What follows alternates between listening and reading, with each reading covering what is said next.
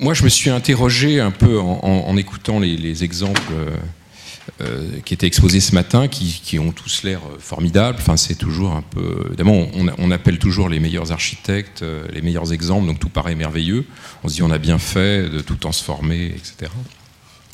Mais je me suis un peu demandé pourquoi, en fait, ce problème, même s'il ne se pose pas qu'en France, mais je pense qu'il se pose un peu plus, avec une plus grande acuité en France, et c'est pas finalement innocent que la Biennale de Venise, on propose ce sujet, même si tu fais semblant d'être étonné.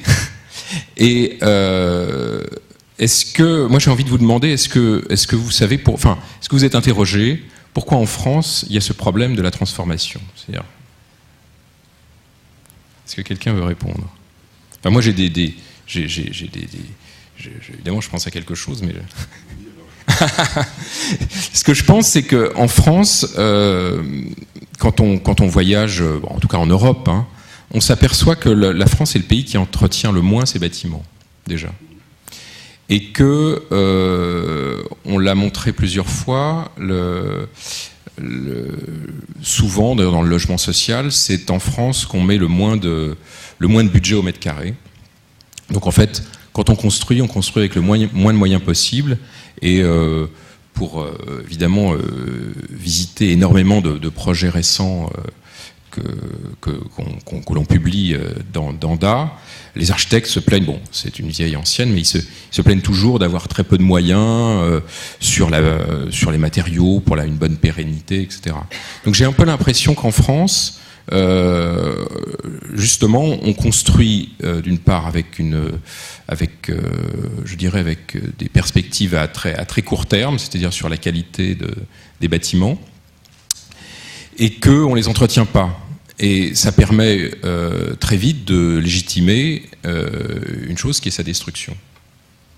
Alors qu'on s'aperçoit que quand on va dans les pays scandinaves, les bâtiments modernes qui ont été construits dans les années 50, 60, ont été bien construits et régulièrement ils ont été entretenus et aujourd'hui ils sont en bon état, ils sont dignes. Et donc il y a un peu cette situation française, j'ai l'impression finalement de faire très vite avec peu de moyens et qui légitime la destruction. Est-ce que vous avez ce sentiment-là? Oui, bien.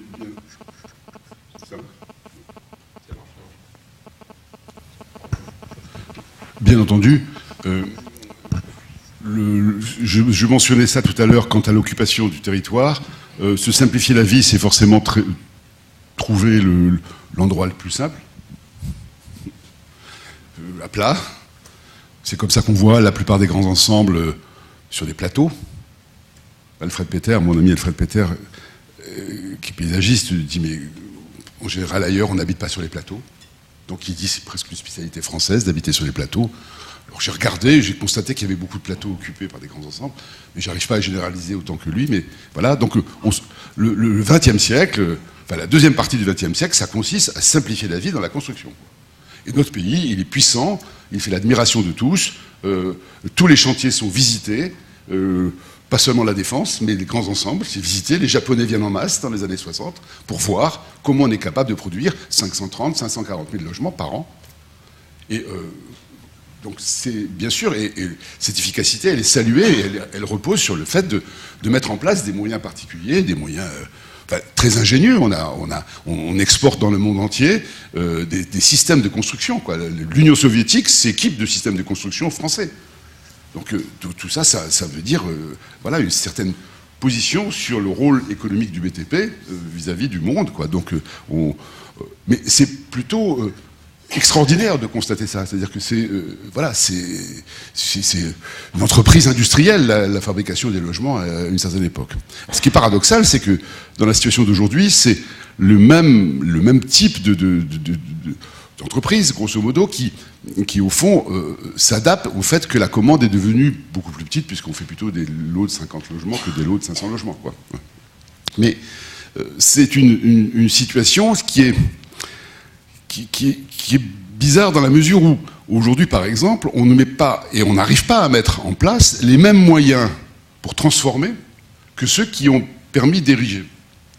Et il faudrait, parce que, par exemple, Si je reprends l'exemple de la Villeneuve de Grenoble, voilà un lieu où l'Arlequin, ça fait 1700 logements, il faut transformer 1700 logements, il y a de quoi mettre des moyens considérables pour faire 1700 logements. Et on nous dit, oui, on va essayer de faire un peu de parement de bois par-dessus l'isolation thermique. Enfin, on n'est pas du tout dans la stratégie industrielle que ça réclame. Mais en même temps, on sait par ailleurs que la stratégie industrielle, elle a eu quelques difficultés dans la réception par les habitants de tout ça. Effectivement, c'est plutôt moins bien construit et c'est pas du tout entretenu.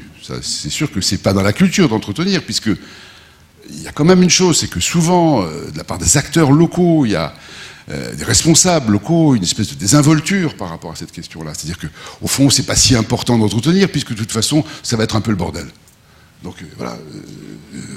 C'est sûr que les grands ensembles hollandais, il y en a, mais ils sont un peu moins compliqués, sauf un ou deux. Ils sont entretenus. La technologie anglaise, elle est plus susceptible d'être modifiée facilement parce que ça repose pas sur le béton, donc c'est interchangeable. Voilà. Et ces réflexions-là, je m'étonne de... Voilà, on les a là ici, et je m'étonne de ne pas les rencontrer lorsqu'on est face à des grands chantiers de rénovation. On essaye d'introduire ça dans l'histoire de la Villeneuve de Grenoble, mais dès qu'on a essayé d'introduire ça, on a vu certains bailleurs se réfugier derrière leurs pratiques anciennes, d'autres essayer de dire oh là là, en fait, ce ne sont surtout pas ça. Donc à la fin, ça va être encore il va y avoir un immeuble expérimental et peut-être pas le reste, quoi. Voilà. Mais c'est bien sûr la vraie question, quoi. Un tag, Dieu sait si c'est énervant pour les habitants, ils le disent en tous les cas, ça se nettoie, quoi. Ça reste pas, quoi. Il y a plein de pays où ça reste pas. Enfin, le tag méchant, celui à l'entrée de l'immeuble, celui du genre la forestière à Clichy-sous-Bois, on va détruire la forestière parce que c'est trop tagué, quoi. Voilà. Alors que les appartements, les gens le disent, mais ils sont magnifiques. Voilà. Il y a des baies vitrées sur la forêt de Bondy qui sont exceptionnelles. Vous voulez dire quelque chose ? Il y a aussi cette question de la transformation, elle en induit une autre, qui est celle du regard à la fois rétrospectif et prospectif qu'on porte sur l'architecture qui est produite neuve. Et alors Lacaton n'est pas là, mais aussi bien vous que toi, Yves, vous avez une pratique aussi d'architecte de construction neuve. Et moi, j'avais envie de vous demander en quoi la rénovation de bâtiments avait agi rétrospectivement sur votre façon, ou est-ce que ça le faisait en tout cas, de construire. Parce qu'il y a une chose que je crois que c'est clair, que tu as dit à un moment, ce qui nous a facilité la tâche, c'était la générosité des espaces du bâtiment de Calice. C'est-à-dire qu'effectivement, en rénovant, tout d'un coup, on porte un regard, je dirais, d'expertise sur le bâtiment, un recul qu'on n'a pas forcément sur sa production neuve, sa production de bâtiments neufs. Et je voulais savoir, chacun de vous, comment vous voyez ça à la fois, est-ce que vous avez le sentiment que en faisant ces bâtiments, vous avez appris des choses qui ont modifié votre façon de produire du bâtiment plus tard ? Juste répondre sur cette question sur la générosité des lieux. Quand je disais ça, en fait, je réagissais par rapport à ce dont on parle souvent, de fabriquer des bâtiments qui seraient des plateaux capables et libres. Ce qui était fabuleux, je trouvais, dans le bâtiment du CND, c'est qu'on était face à l'inverse, un bâtiment très écrit architecturalement, avec je dirais, très structuré, et que malgré le fait qu'il n'était absolument pas un grand plateau libre, modulable à merci, il était très facilement transformable, et que je pensais que ça nous avait réancré dans un point de vue qui était que le plateau libre n'était pas forcément la forme architecturale la plus capable d'être transformée. C'est à ça que c'est... Et ce qui permettait cette transformation était notamment, effectivement, la taille des espaces, ça c'est sûr. Mais le point de vue... c'était intéressant de se dire que quand on fabrique, parfois... On a tendance aujourd'hui à entendre beaucoup sur les plateaux de logement, de travailler sur des plateaux qui sont éminemment décloisonnables, et que peut-être que c'est pas la seule alternative. Il me semble qu'effectivement une des alternatives, c'est de travailler sur... Mais ça, je pense que c'est la base en architecture, hein, sur des distributions qui sont bien placées. Voilà. Je pense que quand même, on peut se dire... nous, on travaille, là, quand on disait tout à l'heure qu'on travaillait avec Claire sur la restructuration de la barre Borel. Je pense qu'on a quand même des patrimoines de différentes qualités pour intervenir. C'est le bâtiment là, que nous a présenté Anne Lacaton. Le projet d'origine est un bâtiment qui est tout à fait intéressant sur sa typologie, qui a été présenté rapidement, mais la typologie de base des logements est tout à fait intéressante. La typologie distributive est particulière. On n'est pas toujours face à un bâtiment qui a ces qualités-là intrinsèques. Et c'est sûr que je pense que quand on travaille sur des bâtiments quand on réhabilite ou quand on restructure, parce que on le fait couramment, curieusement, on est amené avant de démarrer, à prendre du temps à regarder et à regarder directement dans l'architecture. On le fait quand on travaille sur un site, mais là on le fait a posteriori. C'est un peu de détricotage du projet, c'est un exercice qui est intéressant à prendre. Je pense que c'est un exercice en soi, et que plus on en fait, on est plus délié sur la question. Et toi, Yves, tu as le sentiment, en réhabilitant, de changer ta façon de travailler après ou pas? C'est-à-dire que ça offre des possibilités. Bon, je me suis occupé de bâtiments un peu historiques, là c'est classique, c'est pas très significatif. Par contre, la première transformation de bureaux en logement dans les années 90, c'est des anciens bureaux du groupe Total. Ça se passe dans le 16e arrondissement, dans un quartier très chic, dans un endroit très parfait. L'idée, c'est si on peut transformer des bureaux en logement là, c'est que ça marchera partout. Effectivement, on en a fait d'autres après, mais finalement, ça c'est pas devenu un courant dominant, la transformation de bureaux en logement. Mais même si les bureaux étaient considérés comme obsolètes, mais ce que je veux dire, c'est que comme le bâtiment existait, l'appartement témoin existait, et que les gens qui sont venus pour acheter des appartements, ils ont tous dessiné eux-mêmes leur appartement, puisqu'il y avait un témoin, une prestation et un ensemble. Donc c'était le rêve de l'architecture de cette époque, en tous les cas, de penser qu'on pouvait le faire, le logement, avec les habitants. Enfin, du décote même un peu précédente. Mais sur la question du détournement, là, du comment on fait, ce que veut dire Antoinette Robin, ce qui est évident, c'est que pour arriver à intervenir sur le lieu, il faut que les lieux soient constitués, quoi. C'est-à-dire que, bon, moi, j'ai commis un diplôme foireux quand j'étais étudiant, mais dont la conclusion, c'est de dire, grosso modo, on ne détourne que ce qui est fort. Et si je prends les exemples un peu célèbres, là, tout à l'heure, on en a vu à l'écran quelques-uns, mais il y en a un encore plus célèbre, c'est l'histoire de Split en Croatie, enfin de l'ancienne Yougoslavie, où, grosso modo, le dernier palais de l'empereur Dioclétien, qui date du IVe siècle, je ne sais plus, maintenant je l'ai oublié, voilà, il est vide pendant 5-6 siècles, accumulation de déblais par-dessus tout ça, enfin, sédimentation.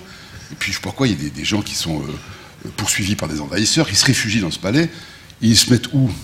Pas entre les colonnes romaines, ils se mettent dans l'épaisseur des murs qui faisaient l'enceinte. C'est-à-dire qu'ils vont chercher l'endroit le plus statique, le plus difficile, pour inventer une ville qui s'appelle aujourd'hui Split, et qui est une des plus belles villes du monde, dans la mesure où on n'a jamais vu autant de stratification historique dans une ville que celle-ci. Donc c'est évident que c'était une conviction très largement exprimée à une époque, on ne détourne que ce qui est fort. Et moi, il me semble que vivre, c'est détourner, quoi. Enfin, sinon, c'est pas marrant, quoi. Enfin, c'est-à-dire que s'approprier les lieux, c'est la moindre des choses, quoi.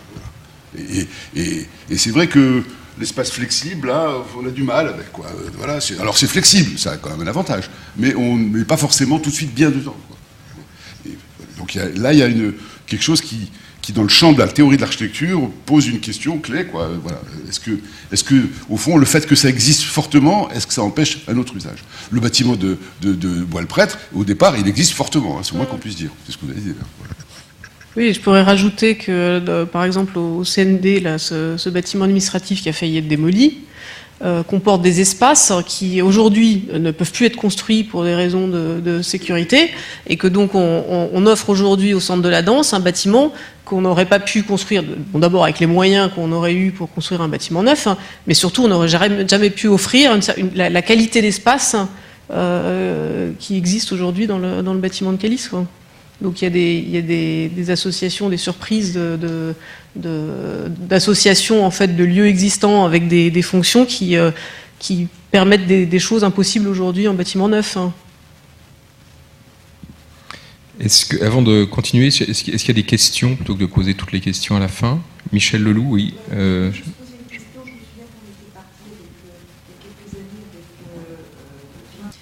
Oui, je me souviens d'un reportage il y a quelques années avec Pierre Polo d'I3F à Rouen pour voir les grands ensembles de Lodz sur le plateau. On avait assisté à la réhabilitation, je crois que tu étais là d'ailleurs Emmanuel, à la réhabilitation d'un ensemble magnifique avec une construction étonnante et intelligente, belle distribution des espaces dans la cage d'escalier, respect des individualités, de la collectivité en même temps, répartition d'appartements avec grande intelligence. Sauf que, est-ce que c'était la mauvaise volonté de Madame la maire? Est-ce que c'était des problèmes autres?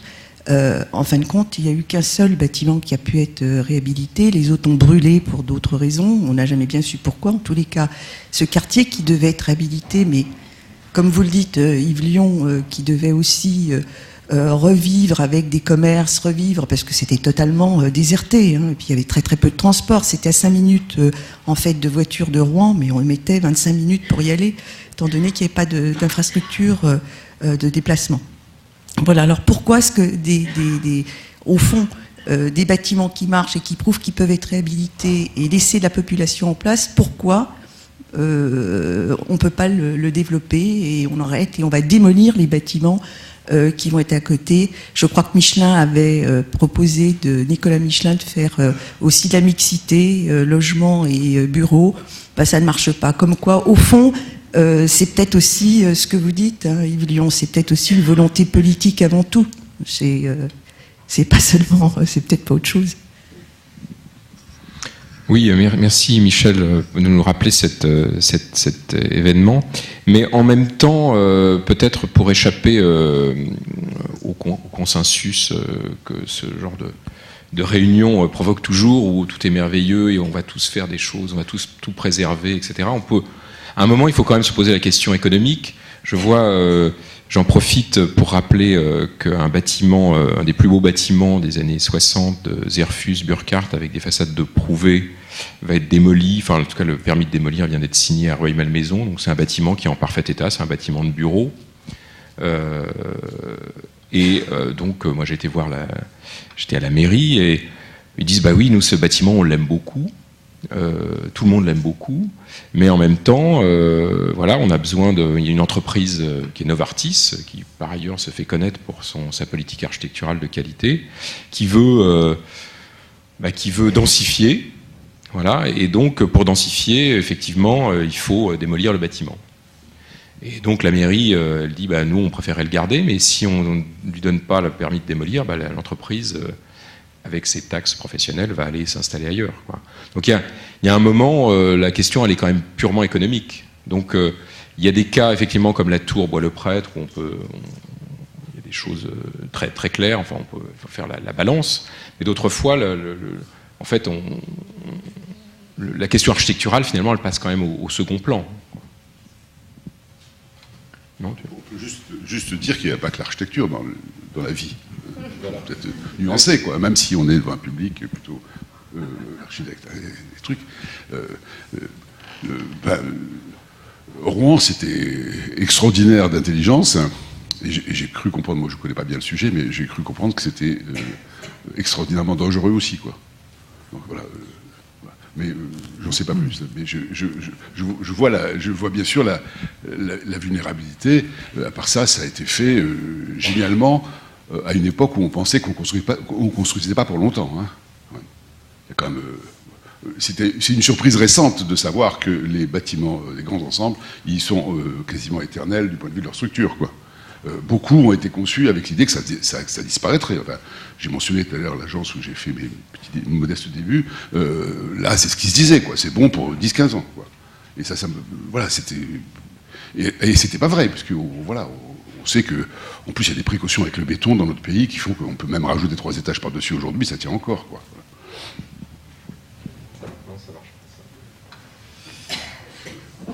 Est-ce qu'il y a des questions? Oui, je vois qu'il y a des questions. Ici, Michel Marot, j'ai vécu ces problèmes dans les années 60. Je me suis occupé du secteur sauvegardé de Troyes et du Marais. Je me souviens de l'inauguration, enfin, si vous voulez, le départ des études du Marais, réunion à l'hôtel de Sens avec Aretsch, Vitry, architecte avec moi, et puis le préfet, etc.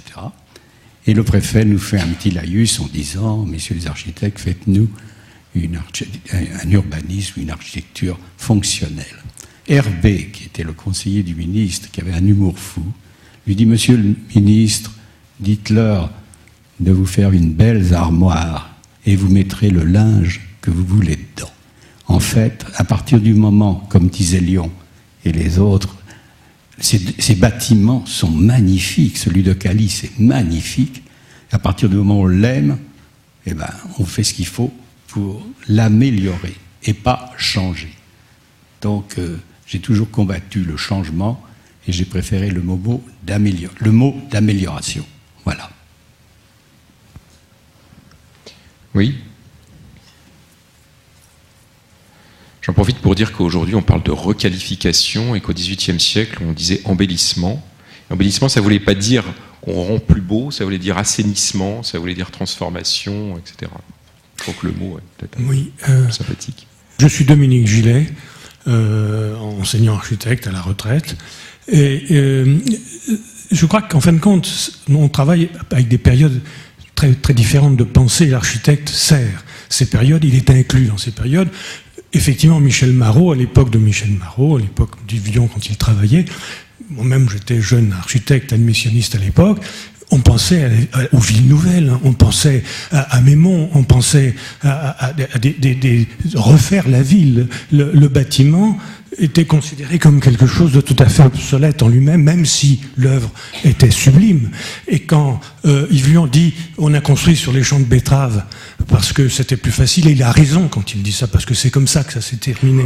Mais au départ, on allait chercher une ville nouvelle, une vie nouvelle, une ville où on allait aller en voiture, on allait pouvoir faire du sport, il y avait toute cette notion de corbu. Ce qui est passionnant de nos jours, c'est qu'on se dit, mais attention, on peut plus faire la même chose. On est dans une toute autre période. On est à la période de la chute de l'Empire romain, et où on va réutiliser les arènes, parce que c'est déjà bâti, puis que nous, on n'a plus les moyens de bâtir. Et dans votre arène où vous alliez faire du spectacle, nous, on va y vivre, on va se protéger des barbares qui viennent envahir. Et il y a une sorte de monde du bricolage, et j'ai l'impression que nous arrivons à ce monde magnifique. Je suis admiratif, profondément admiratif de tous les confrères et les consoeurs surtout. Ça, c'est un travail des femmes qui apportent dans la conception actuelle du détail, du respect, de l'humilité, que pas les hommes font moins. Mais est-ce que nous n'arrivons pas à un monde, dans un monde où tout se rétrécit, et où effectivement, quand Madame Robin ou Claire Robin disait, vous savez, chez Calice, il s'est permis des choses qu'on ne pourrait plus se permettre, mais c'est en même temps effrayant parce qu'on a l'impression que notre technique, elle peut faire tout. Et en fait, non. C'est plus possible. On aurait cassé Calice, on vous aurait donné à faire le bâtiment, probablement vous n'auriez pas fait quelque chose d'aussi beau. C'est inquiétant, c'est angoissant, c'est magnifique pour un hommage extraordinaire pour Calice, mais je pense qu'il y a aussi cette notion d'époque, et quand Emmanuel Caille parle effectivement du problème économique, il était un petit peu absent, et c'est un peu le défaut de la plupart des architectes qui à la fois se chargent de tout résoudre, et en même temps se rendre compte qu'ils sont tributaires du monde économique. Quand on parle et qu'on dit effectivement ces régions ont un problème de population, mais ces problèmes de population, cher ami, ils seraient résolus demain si vous étiez capable de donner du travail à tous ces jeunes gens et à faire quelque chose qui soit un monde qui monte. Nous avons vécu, après le lendemain de la libération, vers ce monde nouveau, et on a l'impression qu'il y a un mur, et on a des confrères fabuleux. Moi, mes confrères, je les admire, ces confrères-là. Je suis tout petit devant eux. Ils essayent de faire quelque chose, mais est-ce que nous sommes à côté d'une démarche complète? Je pense à l'économie. Quand on veut aller se déplacer, vous regardez tous le périphérique, on les a vus sur les photos du fameux Bois-le-Prêtre. C'est millions de tonnes de mazout, de fuel qui sont brûlés pour rien. Parce que probablement la raison, c'est de remailler le pays et recréer les activités, les logements avec cette notion d'économie d'énergie. Nous allons effectivement, probablement, dans un monde où on va retrouver peut-être le cheval et la charrue. C'est un peu tout cela qui se présente, voyez-vous. Voilà, c'est un peu confus, Monsieur Caille. Je vous trouve tout à fait perplexe, excusez-moi. Oui, est-ce qu'il y a d'autres... Oui, alors oui, il y a plein de questions, très bien. Alors, oui, il y en avait... oui. Jean-François Briand, architecte urbaniste de l'État au ministère de la Culture. Juste quelques précisions sur la Grand-Mare à Rouen pour avoir suivi la question. En fait, c'est 25 plots effectivement construits par Lotz, enfin pas Lotz, hein, le jet Lotz, Depont et Beauclerc. Et c'est pas un détail puisque Depont était un élève de Mies van der Rohe et que Lotz était déjà assez âgé et qu'il arrive, il concrétise un peu toutes les expériences de sa vie et Depont apporte le côté missien en France. Donc c'est une opération effectivement très exceptionnelle et très rare, je pense, en France aujourd'hui qui subsiste. Alors l'histoire est très malheureuse, c'est-à-dire qu'il y a sur les 25 plots, alors 18 plots ont été réhabilités entièrement il y a 4 ans par Immobilier Bassène d'une façon assez, je dirais, assez honorable. Et en 2008, donc il y a eu un permis de démolir de la mairie sur trois plots qu'elle possédait. Donc il y a eu une instance de classement du ministère de la Culture qui a empêché la démolition de ces 3 plots, suite à quoi un des plots des 25 plots a été inscrit en totalité puisqu'il a été racheté par une architecte. Donc il va rester un plot dans son jus, restauré de façon tout à fait... mais à titre personnel par cet architecte. Et ce qui s'est passé, c'est que la situation s'était stabilisée, je dirais, et il y a eu trois incendies successifs assez récemment avec 3 enfants qui ont été victimes. Et c'est ces incendies à répétition qui ont déclenché à la fois la démolition des 3 plots de la ville et 14 plots de Immobilier Bassène, donc qui ont été réhabilités il y a seulement 4 ans. Voilà. La situation actuellement est celle-là.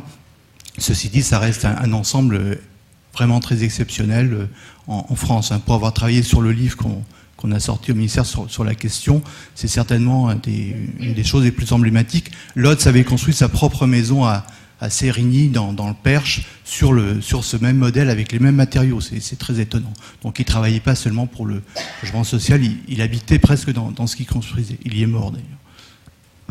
Merci. Je vois qu'il y a des questions depuis. Fernando Montes. Moi, je suis étonné, au fond, qu'on soit aussi étonné du problème de la transformation en architecture. Parce que ça suffit de regarder tous les autres éléments qui font partie de la vie quotidienne. Je ne sais pas, par exemple, on prend un journal. Même le journal le plus conservateur. On prend le Figaro. Et on regarde le Figaro en 2012 et on le regarde il y a 50 ans. On les compare, on peut trouver là. Et on voit que c'est très très différent, les formats, les couleurs, même les sections, peut-être même les textes et l'orientation. Et personne ne s'effraie de cela, le trouve très très normal, cette transformation. Et ça, on peut dire même un livre de chez Gallimard, aussi, d'une collection établie. Et on n'appelle pas ça la transformation, on ne l'appelle pas la refondation, on n'appelle même pas l'amélioration, ni la réhabilitation. On l'appelle du nom de la chose. Par contre, en architecture, on développe toute une conceptualisation, la logique de la transformation, ou le nom que l'on voudra. Alors, je me demande si le problème n'est pas un peu ailleurs. C'est-à-dire que peut-être l'architecture est garant d'un certain immobilisme, d'une certaine éternité dans la société. Donc, de ce fait, évidemment, quand on y touche, on est en train de commettre quelque chose. On se sort d'un processus normal. Je pense que peut-être c'est cette dimension artistique, cela. Parce que si on faisait la même chose avec les tableaux de la Renaissance, évidemment, tout le monde serait effrayé, n'est-ce pas? Je veux dire, il faut les garder, il y a le droit d'auteur, il y a le génie qui est conservé, il y a la mémoire, l'identité, la société, il y a tout cela. Donc, je me demande si et en architecture, par exemple, c'est intéressant, et la tolérance qu'il peut avoir avec la modification, la transformation, la trahison même d'un bâtiment à l'intérieur, quand c'est pas visible, ou à l'extérieur quand c'est visible, quand c'est publiquement visible. Ce ne sont pas les mêmes critères d'appréciation dans un cas ou dans l'autre. Bon, on peut appeler cela hypocrisie sociale ou ce que l'on veut, mais je crois que ça pose un peu ce problème-là du statut même de l'architecture à l'intérieur de la société comme garant de quelque chose. Et de ce fait, je crois, poser simplement la question comme qu'est-ce que c'est aller au-delà de ce que le créateur a voulu, hein, ou mettre ceci à jour. D'une certaine manière, je ne crois pas qu'il va au fond même de la chose, qui est la question statutaire. Voilà. Franck Hulliard, Jean Saint-Arlande, juste une remarque en fait pour poursuivre le propos de Yves Lion sur cette idée d'un grand projet aussi de société qui se profile au travers de cette régénération des grands ensembles. Et je m'interroge en fait sur la manière dont on considère aujourd'hui le logement en France. Je prends le logement parce que c'est ce qui quand même structure globalement la cité encore aujourd'hui.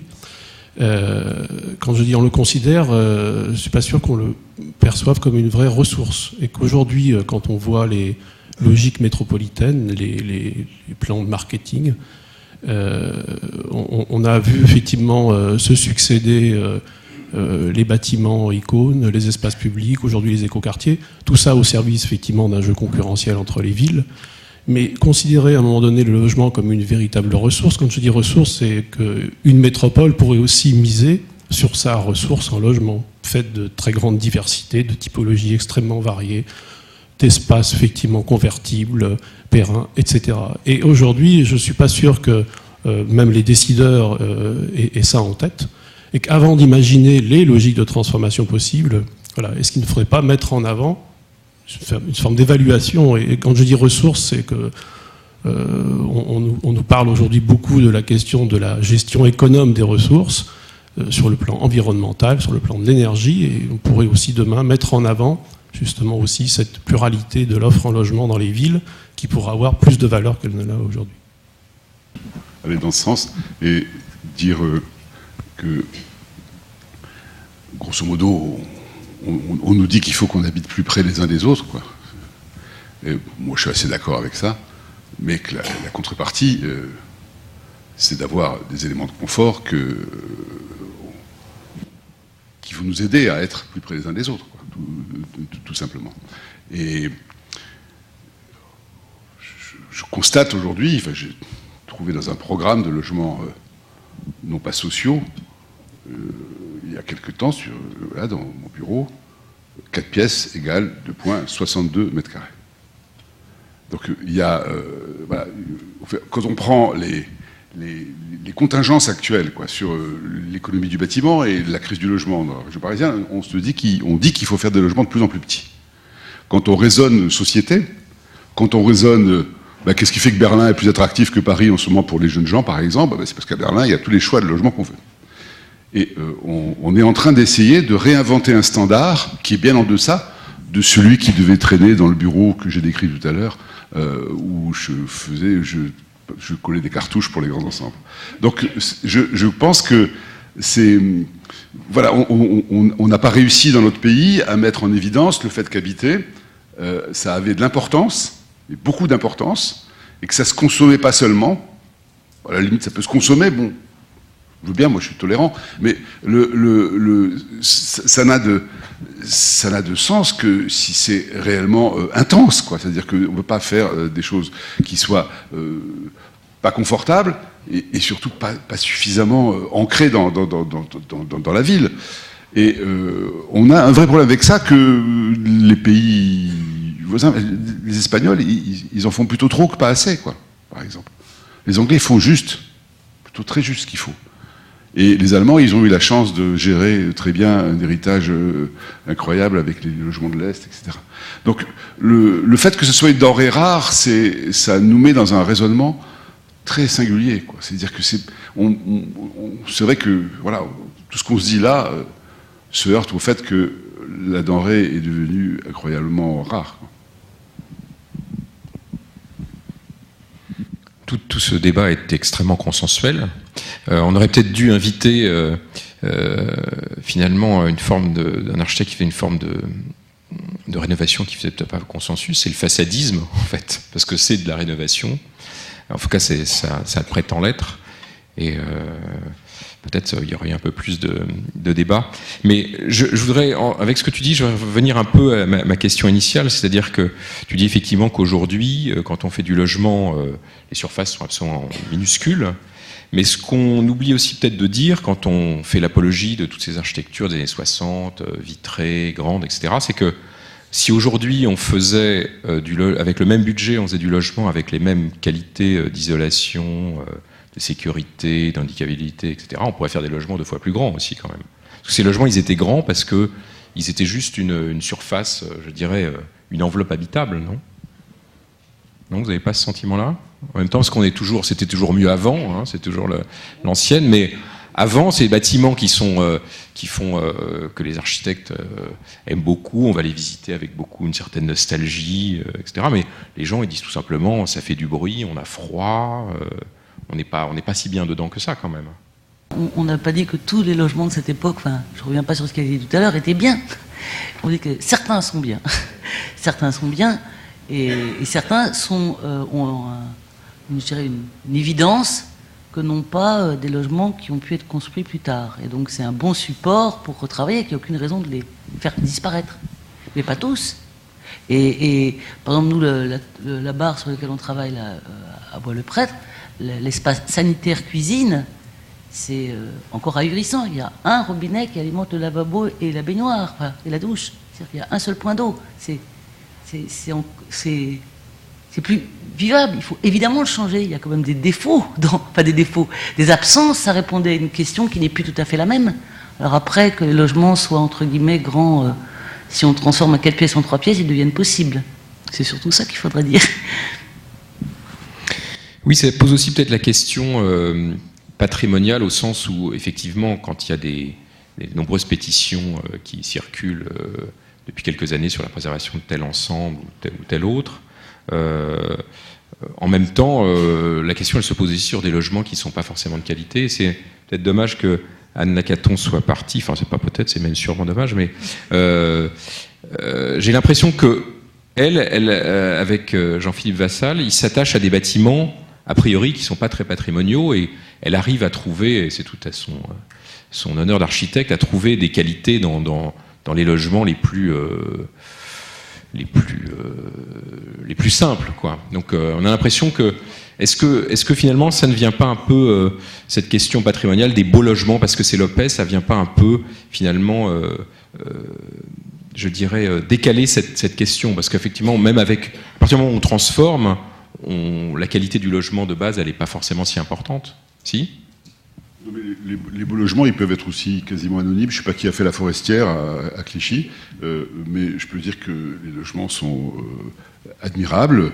Il y a même eu à une époque des investisseurs, même des gens connus, qui achetaient des logements là pour placer leur argent, je ne sais rien. Et aujourd'hui, les gens qui habitaient dans ces logements-là et qui sont relogés dans un très joli petit bâtiment, par exemple, je connais une famille là, dans un très joli petit bâtiment fait par Philippe Prost, qui est un architecte épatant, tout ça. La dame dit, mais pourquoi on nous a fait des fenêtres d'angle? Qu'est-ce qu'on vous a fait pour que vous nous faites des fenêtres d'angle? Surprenant, quoi. Enfin, moi, je pensais que la fenêtre d'angle, c'était un truc plutôt un acquis, quoi. C'est plutôt positif, non, une fenêtre d'angle, quoi. Et la dame a dit, mais moi j'avais des baies vitrées extraordinaires qui donnaient sur la forêt, hein. Et maintenant vous me faites des fenêtres d'angle, et puis alors c'est des maisons en bois, vous faites du bois, vous n'avez pas les moyens de vous payer autre chose. Enfin, ouais. Donc on est face à des réactions très, très complexes, hein, parce qu'au fond on a sous-estimé la question affective dans la question du logement, quoi. L'investissement affectif. On a toujours considéré que via la sociologie on allait tout savoir. Mais des fois, il y a des choses qui s'expriment comme... personne n'a jamais imaginé, moi j'ai jamais entendu dire que la fenêtre d'angle pouvait être un handicap. Hein. Mais une fois que j'ai eu les explications, je comprenais bien qu'effectivement, c'était moins généreux. Voilà, tout simplement. Il y a d'autres questions? J'aimerais revenir aussi sur parce que ce matin, en fait, ce qui était passionnant, c'est qu'il y avait à la fois un exemple très patrimonial avec vous, il y avait l'exemple très précis de la Tourbois-le-Prêtre, et puis Yves Lion qui avait une vision plus politique et plus large de la question. Mais en même temps, avec l'exemple de la Tourbois-le-Prêtre, dont on parle beaucoup depuis quelques mois, à juste titre, je me dis que est-ce qu'il n'y a pas toujours en même temps ce réflexe de se concentrer sur l'objet lui-même, c'est-à-dire sur le bâtiment lui-même, quelle que soit la qualité de la rénovation de la Tourbois-le-Prêtre, en même temps, moi j'étais très étonné que finalement tout autour, le bâtiment, il était toujours, son rapport au sol était à peine différent, etc. C'est-à-dire qu'on a toujours tendance finalement à envisager la rénovation trop souvent en termes de, effectivement, isolation, même qualité spatiale, etc. Mais en fait, on ne devrait pas, tous ces grands ensembles, on sait bien que le problème, il est moins dû... alors je ne parle pas seulement des questions politiques de transport, etc., de politique d'aménagement, mais il est extrêmement lié à son rapport au sol immédiat et à tout ce qui l'entoure, quoi. Je veux bien dire un mot là-dessus parce que je ne partage pas l'avis général qui consiste à dire oui, mais il faut pas mépriser la qualité architecturale, c'est important et tout ça. Moi, je pense qu'il est très important de d'abord s'occuper de la qualité urbaine. La qualité urbaine, c'est comment j'y vais. Seulement, accepter de l'architecture mauvaise, c'est mon métier. Moi, quand je suis urbaniste, je ne peux pas imaginer que je vais faire rivaliser les meilleurs architectes côte à côte, quoi. Et quand je vois les meilleurs architectes rivaliser côte à côte, à Clichy-sous-Bois, j'entends les gens dire « mais c'est pas ça notre problème, quoi ». Donc, mais en même temps, je ne peux pas non plus faire le procès des gens qui font le mieux qu'ils peuvent, quoi, et qui sont les meilleurs architectes possibles. Donc on est là dans une situation où l'architecture, elle doit assumer ses responsabilités, mais elle doit aussi affronter le monde, quoi. Et c'est pour ça que c'est intéressant comme métier, quoi. Moi, me semble-t-il. Donc je suis obligé de dire, je n'avais pas prévu de dire ça, mais que, au fond, moi je suis très révolté, et en même temps parfois ému par l'art pour l'art, quoi, qui est quand même une tendance forte de l'architecture. Donc je suis dans ces contradictions. Et peut-être que le savoir architectural s'instaurant mieux, étant plus explicite, étant moins basé sur l'indépendance d'esprit et l'originalité du propos, pourrait peut-être renouer avec une fonction ville qui serait elle-même servie par de très bons bâtiments, quoi. Et qui, du coup, permettrait aux bâtiments d'avoir une réelle accroche avec le reste du territoire. Mais c'est très compliqué à dire dans la situation actuelle, puisque la situation actuelle, elle est faite beaucoup de désespoir vis-à-vis des questions urbaines, puisque c'était au fond, la ville moderne, elle est un peu en échec, quoi. Donc il est assez naturel qu'un milieu se replie sur ce qui constitue ses valeurs essentielles lorsque c'est possible.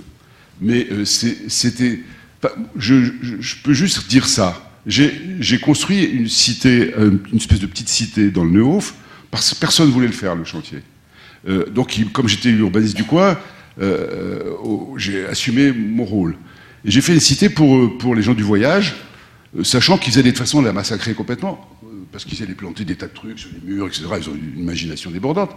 Et au fond, maintenant que ça fait 2-3 ans que c'est passé, au début j'avais honte, maintenant j'ai plus honte parce qu'ils se sont emparés du truc. Donc il fallait que j'assume mes responsabilités. Mais pour ça, je sais pas quoi, Jacques Lecan, il est allé, il m'a fait drôle de gueule en rentrant, quoi. Ouais. Grosso modo. Donc voilà, je pense qu'il y a il y a des moments où moi je crois que l'architecture doit s'effacer par rapport à la question urbaine. Je pense ça, quoi. Mais en même temps, c'est difficile de dire ça dans la cité de l'architecture et des monuments français et tout, et directeur de l'architecture, enfin, bref, tous les meilleurs architectes possibles. Enfin, tout ça. Mais je crois vraiment à ça à cause de cette fonction. Voilà. Mais quand je fais de l'architecture, je fais de mon mieux, je vous assure. Voilà. Amon, architecte, merci pour l'appareil. Je prends la parole parce que moi j'habite entre le 18e et le 19e arrondissement. Il y a tout un ensemble de transformations. Le boulevard Ney, on appelle ça le McDonald's, les magasins. Donc les deux élus, donc c'est-à-dire le maire du 18e et le maire du 19e, ont émis leur vœu dans le conseil de quartier pour expliquer, nous, population, on a participé à cette notion de transformation. Au début, c'était ambigu pour nous, et après, petit à petit, les riverains qui sont en face de ce grand bâtiment, dans cette barre, ils ont vu qu'à travers cette transformation, il va y avoir des crèches, il va y avoir des équipements de proximité, et ça va être bénéfique pour ces populations d'origines diverses. C'était cet exemple de... Voilà, merci. Merci pour votre témoignage. Oui, encore une question. Georges Derry, un ancien de La Villette et actuellement rédacteur au Carré Bleu. Je suis très content du coup de gueule de Yves Lyon. Effectivement, le problème est politique. La transformation des logements, des espaces urbains, on sait faire, je pense, depuis maintenant 40 ans. Et le problème qu'on ne sait pas faire encore, c'est la transformation de la société. On n'a pas dit un mot, pas un mot aujourd'hui, sur les problèmes de transformation qu'on connaît depuis 40 ans en France, avec Habitat et Vie Sociale, avec Banlieue 89, avec Développement Social des Quartiers, etc. Donc c'est ça l'échec principal, politique et économique de la France vis-à-vis des grands ensembles. Tout le monde parle des grands ensembles, avec les problèmes de réhabilitation et de transformation, mais tout le monde a en tête aussi d'autres grands ensembles qui s'appellent les HBN, qui étaient aussi des grands ensembles des années 30, 35, et là, écoutez, ça vit bien, il n'y a pas de problème, on ne brûle pas, on ne démolit pas et on ne transforme pas. Donc c'est un problème peut-être aussi, pas un problème d'architecture et d'urbanisme, mais c'est un problème donc de politique. Un dernier mot. Dans les années, aujourd'hui, on a vu des exemples d'Anne Lacaton et de l'exemple de transformation de bâtiments de Calice. C'est vraiment à toute petite échelle. N'oubliez pas que dans les années 60 et 70, les commandes publiques des logements sociaux étaient plutôt comptées par milliers, par dizaines de milliers de logements et des centaines de milliers de personnes à loger. Aujourd'hui, on a vu des exemples de réhabilitation d'un logement ou d'un immeuble pour de 30 à 50 logements, mais c'est même pas une goutte d'eau par rapport aux grands ensembles dont Yves Lyon parlait tout à l'heure, où se trouve vraiment la vraie question, le vrai problème. Merci. Merci. Je pense que l'exemple de la Tour Bonaparte n'est pas unique, il est peut-être très exemplaire, mais je crois que même à Lyon, c'est à Villeneuve-Saint-Georges, non ? Il y a tout un ensemble de logements là, qui est réhabilité, où il y a Éric Lapierre, il y a Grodinski, et à Gonesse, voilà. Donc c'est pareil, c'est des réhabilitations de logements HLM, avec des rajouts de... Non, ouais. ça c'est uniquement de la façade et de l'isolation thermique. Hein. Très peu d'intervention à l'intérieur. Voilà. Non, il y a quelques rajouts du Grzeski parce qu'il fallait le faire par rapport au RER qui faisait un bruit fou à cet endroit-là. Mais sinon, la majeure partie, c'est de la rénovation thermique. Quoi, plutôt. Ça, c'est le minimum, c'est le très classique, mais ça n'empêche pas de faire le reste. D'ailleurs, c'est fait pour pouvoir faire le reste. Je voulais juste dire une chose par rapport à ce qui vient d'être dit, c'est que la forme, elle, n'est pas forcément en cause, la forme du grand ensemble, là, parce que voilà, il y a un pays comme la Corée qui est assez proche d'une autre, hein, du point de vue économique, etc. Quoi. À Séoul, c'est très très chic d'habiter dans des grands ensembles. C'est même très prisé par la bourgeoisie locale. Quoi. Et plus la barre est grande, et plus on y va. Quoi. Donc, voilà. Et franchement, on n'est pas très éloigné.